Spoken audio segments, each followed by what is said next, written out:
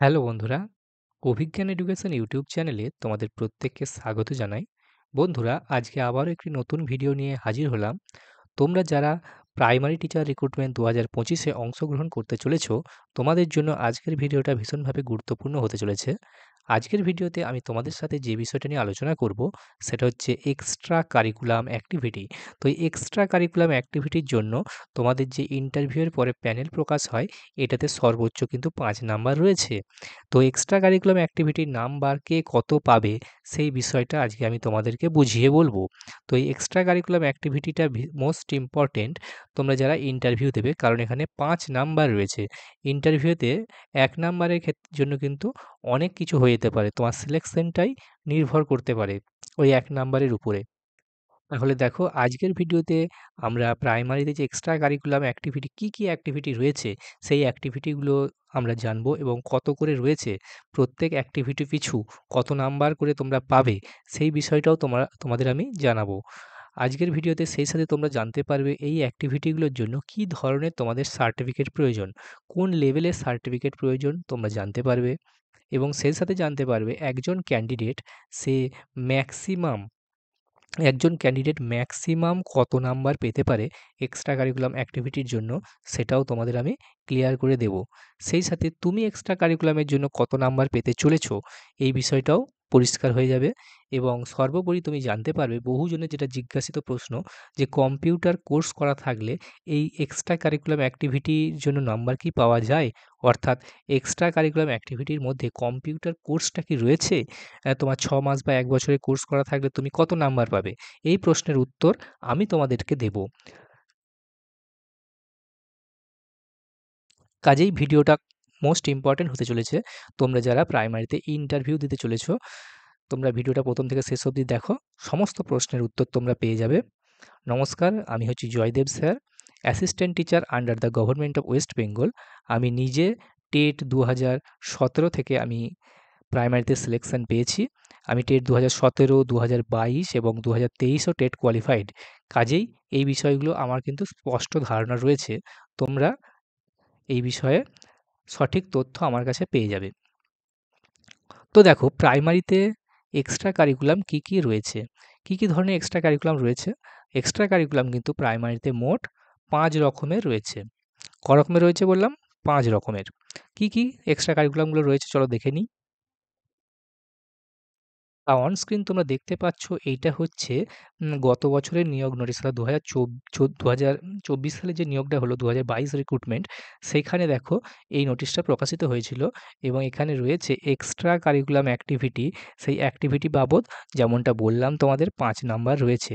এরপরে দেখব এই ৫ নাম্বারটাতে ব্রেকআপটা কীভাবে দেওয়া রয়েছে, অর্থাৎ ৫ নাম্বারটা কোন বিষয়ের জন্য দেওয়া রয়েছে।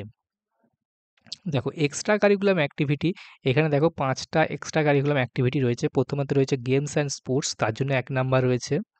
২ নম্বরে রয়েছে ন্যাশনাল ক্যাডেট কর্পস এনসিসি, যে তোমরা করো, এনসিসির জন্য ১ নাম্বার রয়েছে। এরপর হচ্ছে আর্ট অ্যান্ড লিটারেচার, আর্ট এবং লিটারেচার, সাহিত্য এবং ওই কলা, তার জন্য ১ নাম্বার রয়েছে। ৪ নম্বরে রয়েছে পারফর্মিং আর্ট, ড্রামা, এটার জন্য ১ নাম্বার রয়েছে। এবং মিউজিক, তোমরা যে গান বাজনা করো, তার জন্যও ১ নাম্বার রয়েছে। টোটাল কত নাম্বার রয়েছে স্যার? টোটাল রয়েছে ৫ নাম্বার এক্সট্রা কারিকুলাম অ্যাক্টিভিটির জন্য। এবার আসছি যে গেমস অ্যান্ড স্পোর্টস, ১ম নাম্বার যে কম্পোনেন্ট, এই এক্সট্রা কারিকুলাম অ্যাক্টিভিটি বাবদ নম্বরটা কারা পেতে চলেছে? এই ১ নাম্বার যে রয়েছে গেমস অ্যান্ড স্পোর্টস, এর জন্য তোমাদেরকে অবশ্যই স্টেট লেভেল বা ন্যাশনাল লেভেল, যেমনটা বললাম, স্টেট লেভেল বা ন্যাশনাল লেভেলে তোমরা যদি খেলাধুলা করে থাকো, তোমরা যদি ন্যাশনাল লেভেলে তোমাদের যদি গেম বা স্পোর্টস রিলেটেড তোমাদের যদি সরকার স্বীকৃত কোনো সার্টিফিকেট থেকে থাকে, তাহলে কিন্তু তোমরা এই ১ নাম্বারটা সলিড পেয়ে যাচ্ছ। ওকে? অনেকেরই থাকে, অনেকের থাকে না। তা যাদের এই সার্টিফিকেটটা রয়েছে, তাহলে বোঝা গেল গেমস অ্যান্ড স্পোর্টসের ১ নাম্বারটা কারা পেতে চলেছো।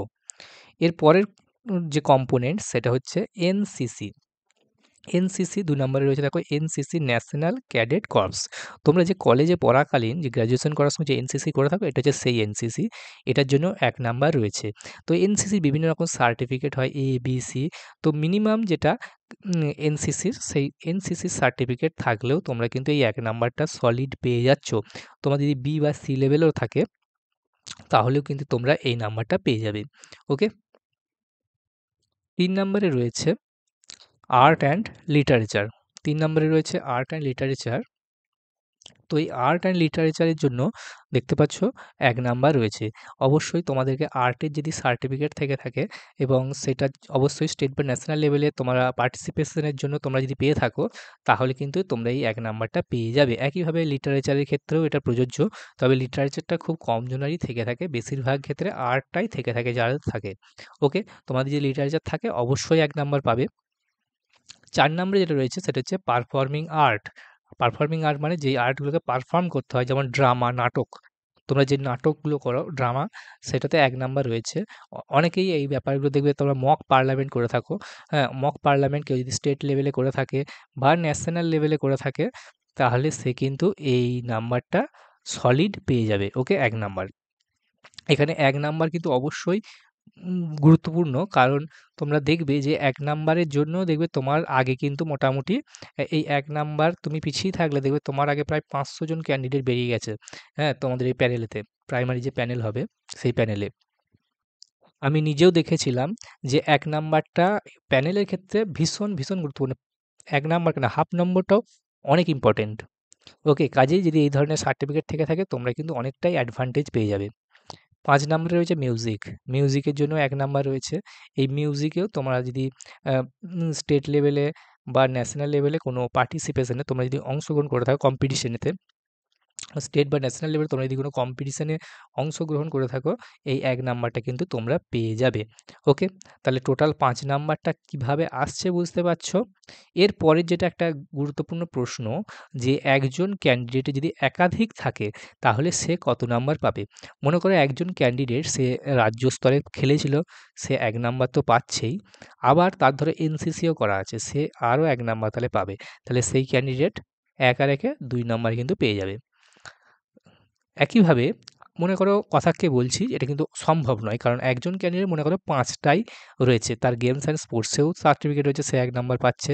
ন্যাশনাল ক্যাডেট কর্পস এনসিসিও করেছে তাহলে সেও ১ নাম্বার পাবে। একইভাবে আর্ট অ্যান্ড লিটারেচারেতেও তার সার্টিফিকেট আছে। আমি কথাকে ধরে নিলাম। তাহলে সে ১ নাম্বার পাবে এবং পারফর্মিং ড্রামা, আর্ট, ড্রামা তাতেও তার সার্টিফিকেট আছে, সে ১ নাম্বার পেল এবং ৫ নম্বরে মিউজিক সেটাতেও সে ১ নাম্বার পেল। তাহলে এই ক্যান্ডিডেটটা যার ৫ টাই যদি সার্টিফিকেট থাকে তাহলে সে সর্বোচ্চ কত নাম্বার পাবে? সে সর্বোচ্চ এই যে টোটাল ৫ রয়েছে সে ৫ এ ৫ই পেয়ে যাবে। কিন্তু এই যে ৫ এ ৫ এটা আমি 100% গ্যারান্টি দিয়ে দিতে পারি এই ৫ এ ৫ কেউ পাবে না এনসিসিতে, কেউ পাবে না।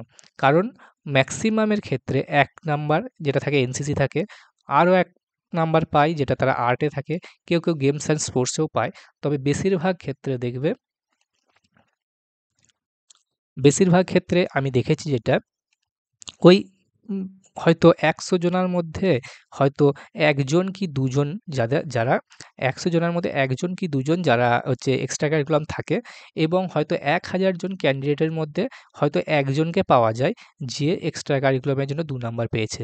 কাজেই এই এক্সট্রা কারিকুলাম খুব কম জনেরই থাকে। ১-২ নাম্বারই হচ্ছে মানে হাইয়েস্ট পেয়েছে আমার দেখা ক্যান্ডিডেট। হ্যাঁ? তবে ৫ এ ৫ পাওয়া কিন্তু সম্ভব যদি কারোর সার্টিফিকেট ৫ টা বিষয় থেকে থাকে। এর পরের একটা প্রশ্ন হচ্ছে যে কম্পিউটার সার্টিফিকেট, এইটা থাকলে কি তুমি ১ নাম্বার পাবে?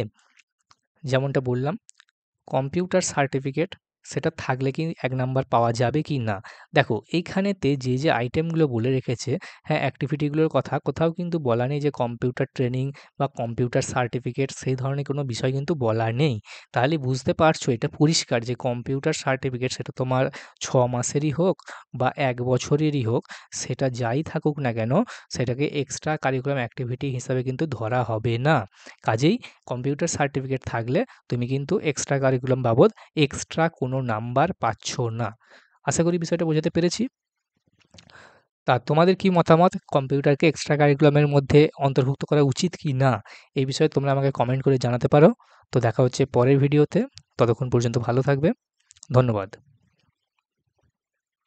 সেই সাথে তোমরা যদি আমাদের চ্যানেল অভিজ্ঞান এডুকেশনে প্রথমবার ভিজিট করে থাকো, চ্যানেলটিকে তোমরা সাবস্ক্রাইব করে নাও। এই চ্যানেলটিতে আমরা প্রাইমারি এবং ডিএলএড সংক্রান্ত লেটেস্ট আপডেট দিয়ে থাকি এবং প্রাইমারি গাইডেন্সও দিয়ে থাকি সম্পূর্ণ বিনামূল্যে।